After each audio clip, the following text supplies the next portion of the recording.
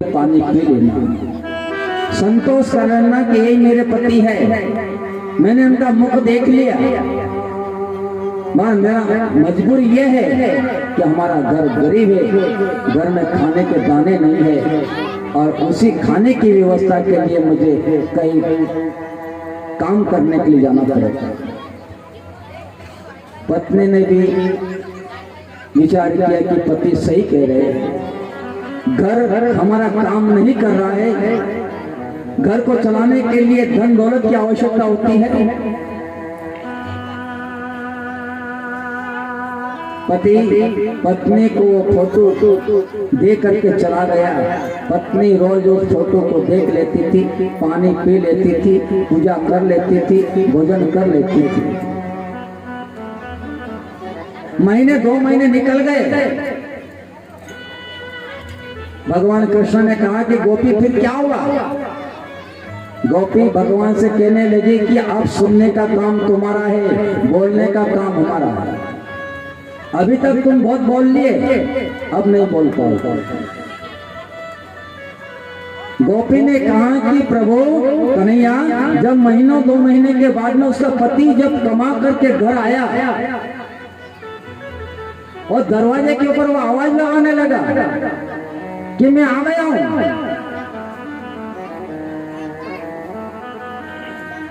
तो गोपी ने भगवान से कहा कि कन्हैया तू ये बता कि जब वो दरवाजे के ऊपर आवाज लगा रहा था उसका पति, उस वक्त वो फोटो की पूजा कर रही थी। अब तुम ये बताओ कि वो फोटो की पूजा करेगी कि दरवाजे के ऊपर उसके पति का स्वागत करने के लिए जाएगी? तो भगवान कृष्ण ने कहा कि कोई पागल थोड़ी है वो, अरे वो फोटो तो कागज का टुकड़ा है। जब असली पति उसका दरवाजे के ऊपर खड़ा है तो पति का स्वागत करने के लिए जाना चाहिए उसको। तो गोपी ने कहा कि बस यही प्रश्न का उत्तर है और हम यही चाहती थी, यही प्रश्न का उत्तर सुनना चाहती थी। भगवान ने कहा कि कौन सा प्रश्न, कौन सा उत्तर? गोपियों ने कहा कि जो पति हमारे घर पर है वो कागज के टुकड़े हैं और जब साक्षात नारायण हमारे सामने खड़े हैं तो साक्षात परमेश्वर है। अब हम घर जाकर के क्या करें? मैंने छोड़ दिया है घर बार, अब घर ना जाऊं। मैंने छोड़ दिया है घर बार, अब घर ना जाऊं। अब हम घर जाने वाले नहीं हैं। भगवान को हार मानना पड़ी और गोपियों की जीत हो जाती है। अब गोपी ने घर छोड़ दिया। हम भी इस घर में रह रहे हैं, इस गांव में रह रहे हैं, इस संसार में रह रहे हैं हम, और एक दिन ये घर छोड़ना है, एक दिन ये गांव भी छोड़ना है, एक दिन इस संसार को छोड़ कर ही जाना है। और प्रयास ये करो कि वापस नहीं आए। और कोई पूछे कि क्यों वापस जाना कि नहीं जाना, एक ही जवाब आना चाहिए कि मैंने छोड़ दिया है घर बार, अब घर ना जाऊं। मैंने छोड़ दिया है घर बार, अब घर ना जाऊं। माता पिता अपने बेटे का विवाह कर देते हैं, विवाह से पहले कभी ससुराल में नहीं जाती और जब लगन होती है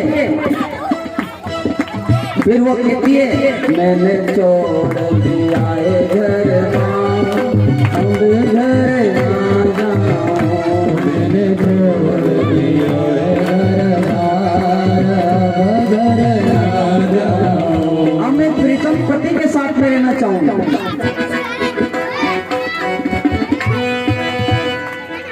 कथा बहुत लंबी है, मैं तो भाई बहनों तो कहीं अपने तम से 1 घंटा तक ऊपर नहीं रहेगी।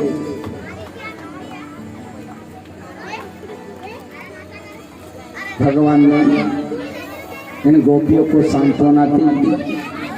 भगवान को पूर्ण शांति हो गई कि मेरी गोपी पूर्ण ज्ञानी बन चुकी। इधर अब लीला दूसरी प्रारंभ होने के लिए जा रही है। इंसान को दुख और सुख दोनों ही जीवन में आते हैं। इधर कंस ने अक्रूर जी को बुलाया और अक्रूर से कहा कि अक्रूर तू वृंदावन जा, कृष्ण और बलराम को दोनों किसी बहाने से बुला करके लाओ, मुझे उनको मारना है। अक्रूर जी मन में विचार करते कि द्वारे कंस, तेरी वृद्धावस्था आ गई है, अब भी तू मारने का प्रयास कर रहा है। अक्रूर जी को सोने का रथ दिया और अक्रूर जी वहां से सोने का रथ लेकर के निकलते हैं, मगर मन में ये विचार आता है कि देखो मैं लेने के लिए तो जा रहा हूँ, अगर कहीं इस पापी कंस ने कृष्ण और बलराम को मार दिया तो पाप का भागी तो मैं भी बनूंगा, और नहीं जाऊंगा तो ये पापी मुझे मार देगा, करूं तो करूं क्या। अक्रूर जी ने मन में विचार किया कि मुझे कृष्ण से मिलना ही अच्छा है, चलना ही अच्छा है। दुखी आत्मा से अक्रूर जी वृंदावन आते हैं, और वृंदावन आते हैं तो माता यशोदानंद बाबा अपने आंगन में बैठे थे, काग बोल रहा था, और यशोदा ने मन में विचार किया बाबा आज काग बोल रहा है, आज मुझे लगता है कोई मेहमान आने वाले हैं। ऐसी दोनों पति पत्नी की चर्चा चल रही थी कि वहां पर सोने का रथ आकर के रुक जाता है और देखा कि कोई राजा महाराज आए हैं। अक्रूर जी छोटा सा मुंह लेकर के नीचा सिर करके बाबा नंद जी के पास आते हैं, उनको प्रणाम किया और कहा कि बाबा आपने मुझे भी पहचाना, मैं अक्रूर हूँ।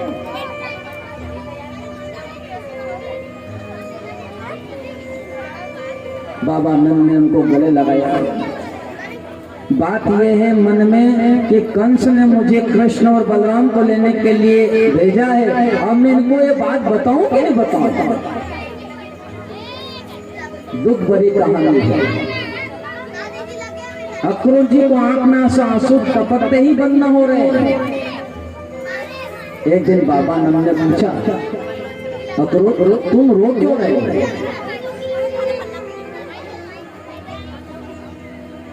अक्रूर जी ने बाबा नंद जी से कहा कि बाबा मैं रो इसलिए रहा हूं कि ऐसा ना हो कि मैं कहीं नरक में चला जाऊं।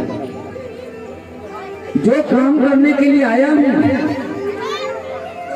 उस काम से कोई पाप ना हो जाए, रोना इस बात के लिए आ रहा हूं। हम मनुष्य जिंदगी में आए हैं तो रोना उसलिए है हमें कि हमारे हाथ से कोई गलत काम ना हो जाए।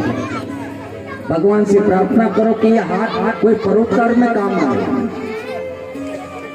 अक्रूर जी आंखों से आंसू टपक रहे हैं और रोते रोते बाबा नंद से कह रहे हैं कि बाबा मैं आपसे यही कहना चाहता हूँ, आया इसलिए था कि कंस ने मुझे दोनों भाई को लेने के लिए भेजा। बाबा जी का दिल बैठ गया। बाबा नंद ने कहा क्या मेरे बेटे को बुला लेने के लिए आए हो।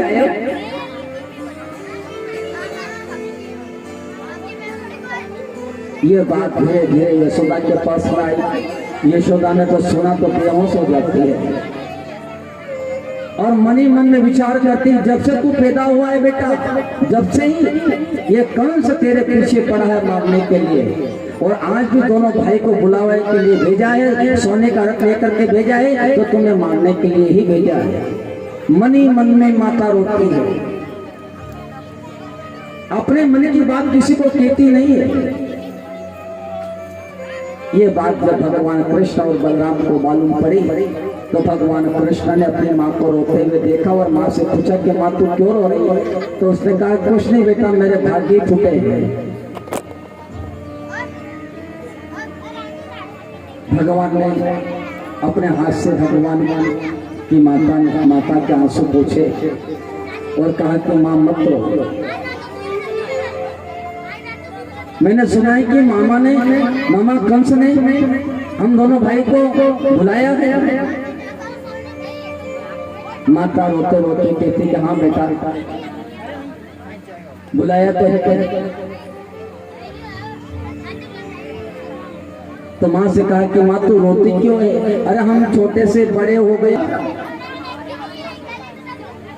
भगवान ने ब्याह शादी की बात आई, भगवान अपने माँ का दिल बहलाना चाहते थे। माँ जो रो रही थी उसका रोना बंद करना चाहते थे। माता से कहा कि माँ तू मत रो, मैं मामा के यहाँ जा रहा हूँ और कहीं तो थोड़ी जा रहा हूँ, और मैं जा तो रहा हूँ, थोड़े दिन बाद में वापस आ जाऊंगा। भगवान कृष्ण ने चाचा अपनों से कहा कि चाचा चलो मैं आपके साथ में तैयार हूँ चलने के लिए। माँ ने विचार किया कि कन्हैया तो वास्तव में जाने के लिए ही तैयार हो गया है।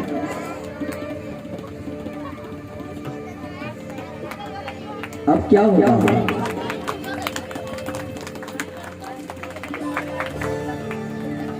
माँ तो मत रहो। राधा जी आ जाती है, राधा जी को पता मालूम पड़ा, राधा जी रोने लगी, अन्य गोपियां भी आए रोने लगी, और माता रोते रोते अपने लाला से कहने लगी कि तू मती जा रे मारा चालोड़ा, मामो जन्म को बेरे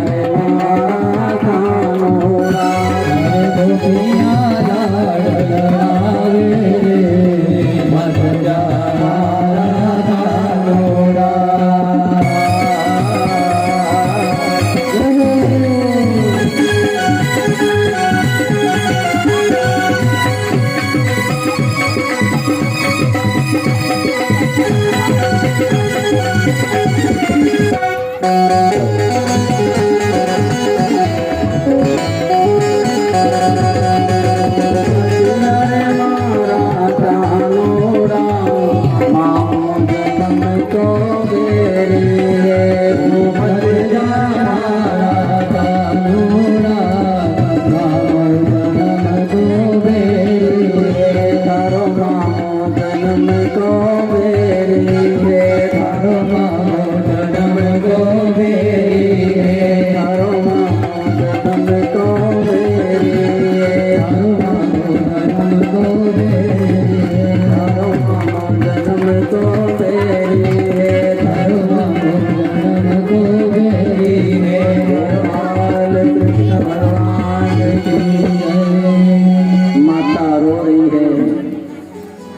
गोपियां रो रही है।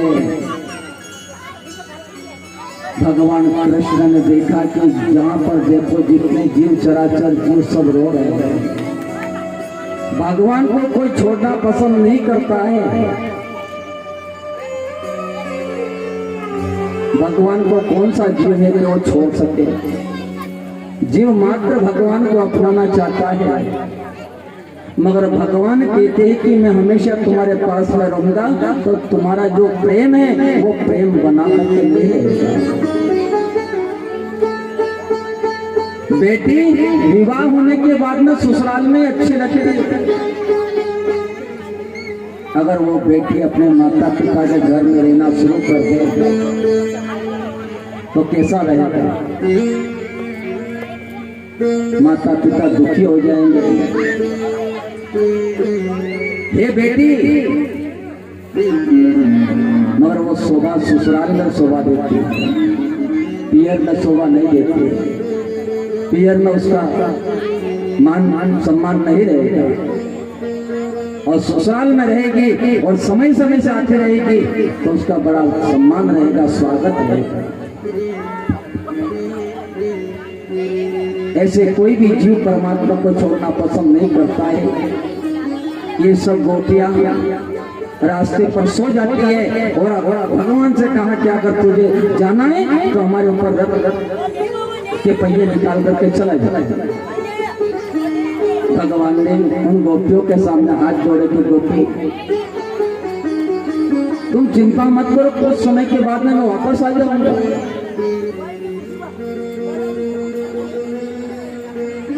गोपी को सांत्वना दी, राधा को सांत्वना दी, समझाया। और राधा और इन गोपियों से कहा कि आज तक मैंने तुमसे कुछ भी नहीं मांगा, मगर मैं आज तुमसे कुछ न कुछ मांगने की इच्छा हो रही है। वो मांग वाली बात आती है तो उन्होंने विचार किया कि कन्हैया मुझसे कुछ मांगे, मांग मांग तुझे क्या चाहिए। भगवान ने कहा कि तुम दे दो, दोगे नहीं मुझे? बोले हाँ दे दो। माँ से कहा, गोपियों से कहा, राधा से कहा अगर तुम देना चाहती हो तो आज से शपथ है मेरी कि मैं जब तक नहीं आऊं तब तक तुम्हारी आंख में से एक आंसू बाहर नहीं आना चाहिए।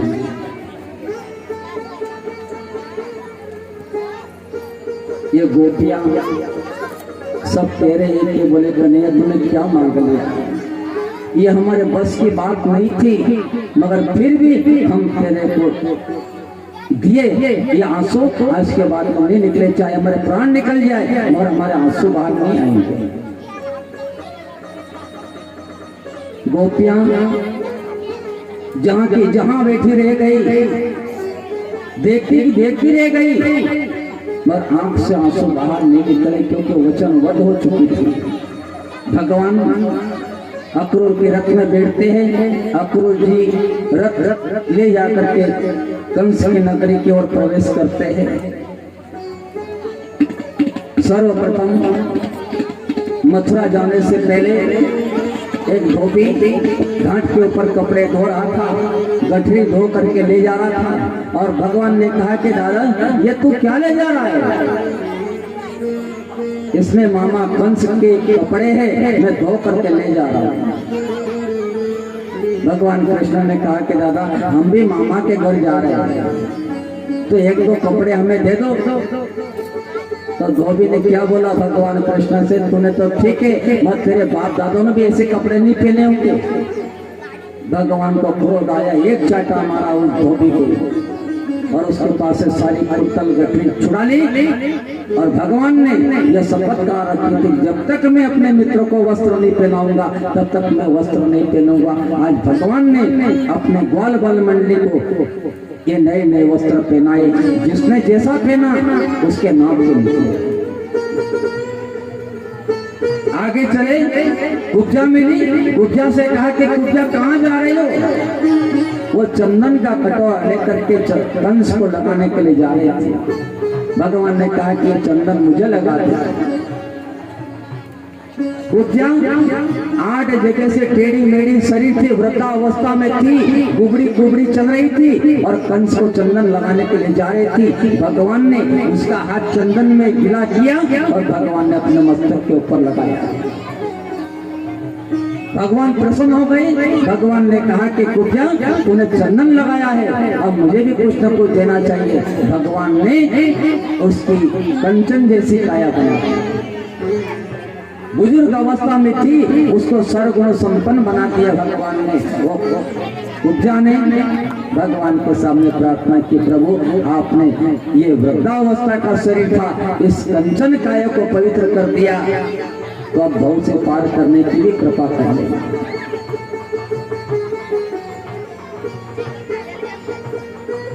भगवान ने मथुरा में जैसे प्रवेश किया, बनिया लोगों ने स्वागत किया। भगवान ने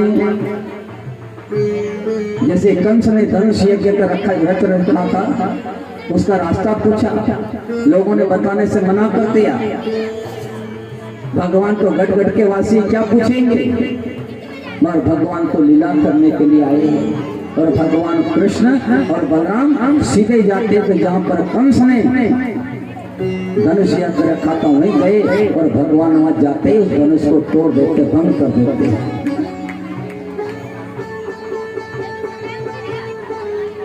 ये बात कंस को पता मालूम पड़ी, कंस आग बबूला हो गया। बड़े बड़े योद्धाओं को भेजा मारने के लिए, तो बोले अपने हाथी को भेजा। बड़े बड़े योद्धाओं को भगवान कृष्ण और बलराम ने परास्त कर दिया। वो बोले अपने हाथी को भी पैर पकड़ करके पृथ्वी के ऊपर पछाड़ दिया। और अब आई कंस की बारी। कंस से मामा ने, भगवान कृष्ण ने मामा कंस से कहा कि मामा आप ऐसे ही अनुति का युद्ध क्यों लड़ रहे हैं, हमने आपका क्या बिगाड़ा है। कहते हैं जिसके सिर पर पाप का बोझ बढ़ जाता है, वो ये क्या समझे कि कौन सी नीति है और कौन सी अनीति है। भगवान कृष्ण ने मामा कंस से कहा कि मामा हमसे देर मत करो, हम आपको मारना नहीं चाहते, बल्कि आप हमें मारने के लिए प्रयास कर रहे हैं, सुधर जाओ। भगवान कृष्ण ने मामा कंस से एक मंत्र दिया, मामा इस मंत्र को कंठाग्र कर लेना तो तुम्हारा जीवन सुधर जाएगा। कौन सा मंत्र है कि छोड़ दे उल्टे काम रे मामा, छोड़ दे उल्टे काम, छोड़ दे उल्टे काम रे मामा, छोड़ दे उल्टे काम, छोड़ दे उल्टे काम रे मामा, छोड़ दे उल्टे काम, छोड़ दे उल्टे काम रे मामा, छोड़ दे उल्टे काम। रट ले हरि को नाम रे मामा, रट ले हरि को नाम, रट ले हरि को नाम रे मामा, रट ले हरि को नाम, रट ले हरि को नाम रे मामा, रट ले हरि को नाम, रट ले हरि को नाम रे मामा, रट ले हरि को नाम, रट ले हरि को नाम रे मामा, रट ले हरि को नाम, रट ले हरि को नाम रे मामा, रट ले हरि को नाम। छोड़ दे उल्टे काम रे मामा, छोड़ दे उल्टे काम, छोड़ दे उल्टे काम रे मामा, छोड़ दे उल्टे काम। भज ले हरि को नाम रे मामा,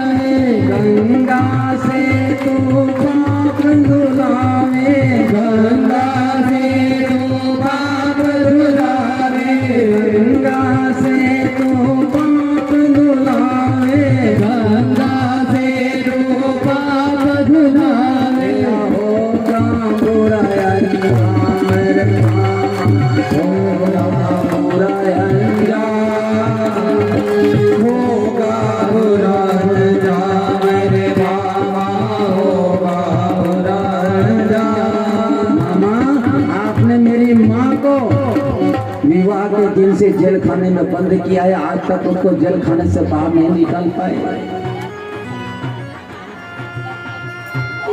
मेरी माँ की 6 संतान आपने मार दी और आज मैं आपके सामने खड़ा हूँ 8वीं संतान, और मैं आपको चेतावनी देता हूँ, समझ जा 8वीं संतान मैं ही हूँ जिसको आप ढूंढने का प्रयास करते हो, और मैं आप ढूंढने के लिए गए नहीं, बल्कि मैं स्वयं आपको ढूंढता ढूंढता यहाँ पर। आपकी बहन है ना, बहन को तुमने कारागृह में बंद किया, कितना बड़ा पाप किया है। भगवान कृष्ण ने कहा एक मंत्र का और जाप कर ले, कौन सा? कि राम नाम से तू निकला बच कर, राम नाम से तू निकला बच कर, राम नाम से तू निकला बच कर, राम नाम से तू निकला बच कर, राम नाम से तू निकला बच कर, राम नाम से तू निकला बच कर, मोह माया के जाल में फंस कर, मोह माया के जाल में फंस कर, मोह माया के जाल में फंस कर, मोह माया के जाल में फंस कर, हो गया आज गुलाम रे राम, हो गया आज गुलाम, हो गया आज गुलाम रे मामा, हो गया आज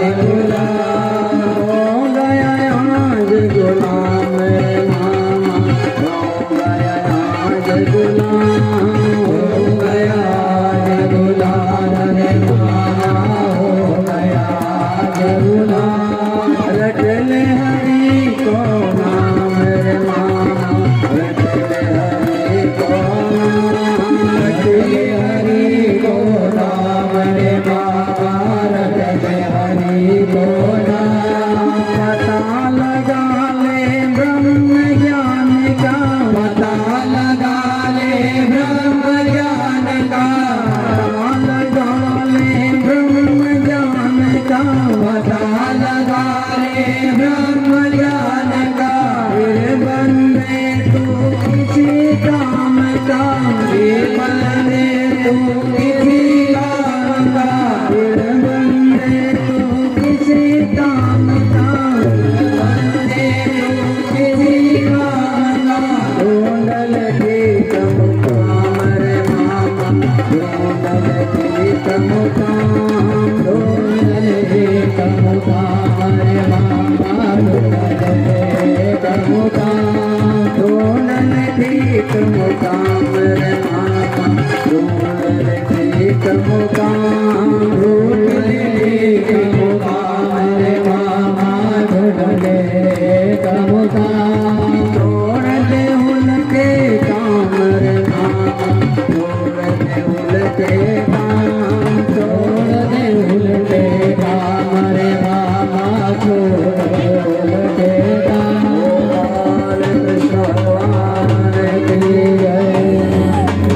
मामा कंस नहीं माना, भगवान ने मामा कंस की सिर में एक मुट्ठी का मारी, जिसे कंस के जाते हैं।